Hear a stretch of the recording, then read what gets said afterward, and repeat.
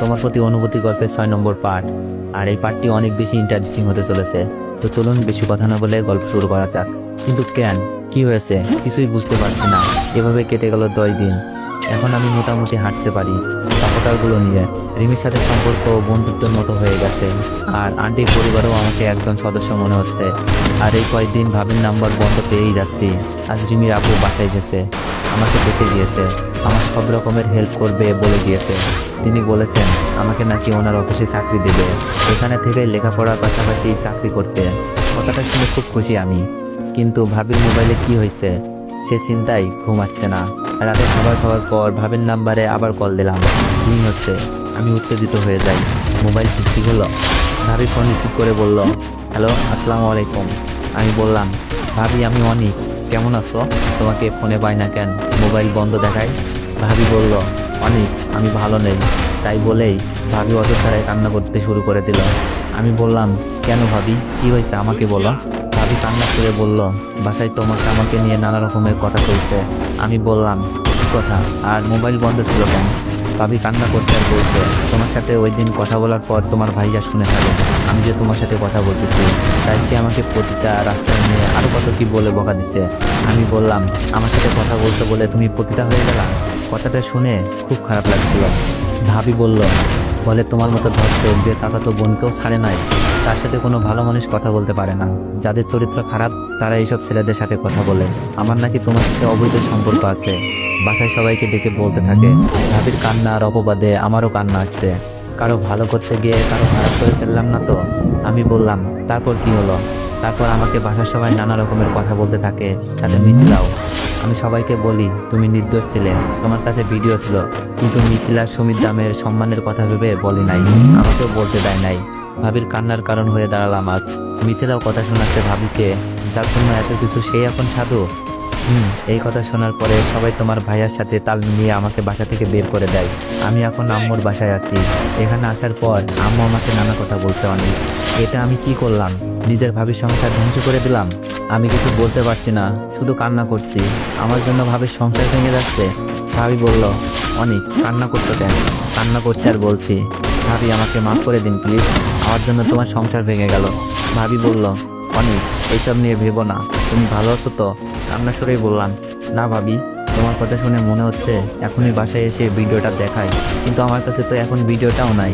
অনেক আমাকে নিয়ে চিন্তা করো না, আম্মু আসছে, পরে তোমাকে ফোন দিব। ভাবি ফোনটা রেখে দিল। ভাবির জীবন আমি কাল হয়ে গেলাম। ভাবির জীবন সুন্দর, আর মিথিলাকে শাস্তি দিতে ভিডিওটা আমার লাগবেই, যা মোবাইলের সাথে সাথে হারিয়ে গেছে। তাহলে কি আমাদের আর নির্দোষ হওয়া হলো না, নাকি সারা জীবন অপবাদ নিয়ে বেঁচে থাকতে হবে? আমার কথা বাদ দিলাম, ভাবির কি হবে? আমি কান্না করছি রুমে বসে বসে। হয়তো কান্নার আওয়াজ কেউ শুনে ফেলেছে। রিমি, আঙ্কেল, আন্টি আমার কাছে এসে কান্নার কারণ জানতে চাইলো। আমি সব কিছু বললাম। আমার কথা শুনে ওদের চোখের কোণেও পানি। হয়তো ভিডিওটা থাকলে আজই রওনা দিত আমাদের বাসায়। ওরা নিজেদের অপরাধী মনে করছে। তাদের ছেলেকে বাঁচাতে গিয়ে মোবাইলটা ভেঙে যায়। মোবাইলে মেমোরিও ছিল না যেখানে এটা থাকতে পারে। আমি তাদের বলি, এটা আমার ভাগ্য মাত্র, হয়তো আল্লাহ এর থেকে ভালো কিছু দিতে চাচ্ছে। এভাবে কেটে যায় 2 দিন। ভাবির সাথে প্রতিদিনই কথা হয়। ভাবি চাচ্ছে সবকিছু যেন আগের মতো হয়ে যায়, কিন্তু ভাবিও জানে আমার কাছে ভিডিওটা নাই। তাই আল্লাহ ভরসা বলেই থাকতে হচ্ছে। কিন্তু নিজেকে বড় মনের মনে না হয়ে একটি পরিবারের ধ্বংসের কারণ মনে হচ্ছে। মিথিলাকে সম্মান নিয়ে বাঁচাতে এই ত্যাগ স্বীকার করলাম। আজ মিথিলা ভাবিকে কথা শোনাই। মিথিলা সব কিছু ঠিকঠাক আছে, শুধু আমাদের পরিবারে নেমে এসেছে কষ্টের ঝড়। বিকেলে হাঁটতে হাঁটতে ছাদে যাই।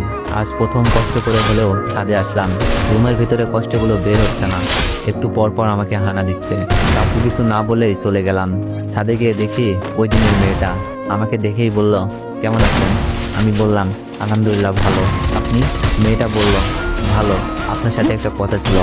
আমি ভয় পেয়ে যাই। আমি ভয়ে বললাম, কি কথা? রিমি আপনাকে ভালোবাসে কিন্তু বলতে পারছে না, তাই আমাকে বলাতে বলল। মেয়েটার কথা শুনে খুব অবাক হলাম। মন খারাপ করেই বললাম, আমি আসলে মজা করার মুডে নেই। মেয়েটা বলল, বিশ্বাস হচ্ছে না?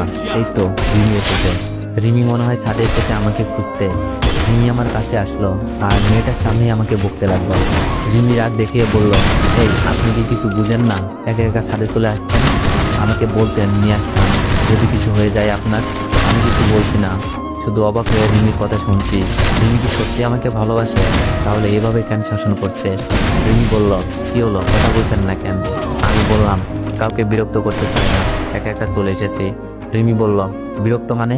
একটা দিমু ধইরা। মেয়েটা রিমিকে বলছে, রাখ রাখ মারপিট, পরে করিস, আগে তো প্রপোজ কর। রিমি মুখ থেকে বলল, কি বলিস এসব? মেয়েটা বলল, আমি সব বলে দিচ্ছি, দুলাভাই বিশ্বাস করছে না, তুই নিজের মুখেই বল। মেয়েটার কথা শুনে রিমির মুখ লাল হয়ে গেছে লজ্জায়। রিমি বলল, অনেক, আমি তোমাকে ভালোবাসি, তুমি কি আমাকে তোমার ওই বড় মনে জায়গা করে দিবা? রিমির কথা শুনে যেমন খুশি হয়েছি তেমনই চিন্তায় পড়ে গেছি। রিমির ব্যবহার, আমার প্রতি ভালোবাসার টান, সেগুলো আগেই লক্ষ্য করেছি। যা দেখছি, রিমির মতো মেয়েকে জীবনসঙ্গিনী হিসাবে পা রাখার কাজ আগে। কিন্তু আমি ভাবছি অন্য কথা। রিমিকে পরে বলবো বলে ছাদ থেকে চলে আসি আর ভাবতে থাকি রিমির সাথে রিলেশনে যাওয়া আমার ঠিক হবে কিনা। তো এভরিওয়ান, নেটওয়ার্ক চাইলে একটু বেশি বেশি কমেন্ট করুন আর একটু বেশি বেশি কপি লিঙ্ক করে দিও। আর যারা যারা ইউটিউব থেকে ভিডিওটি দেখছেন সবাই একটু সাবস্ক্রাইব করে দিন। ধন্যবাদ।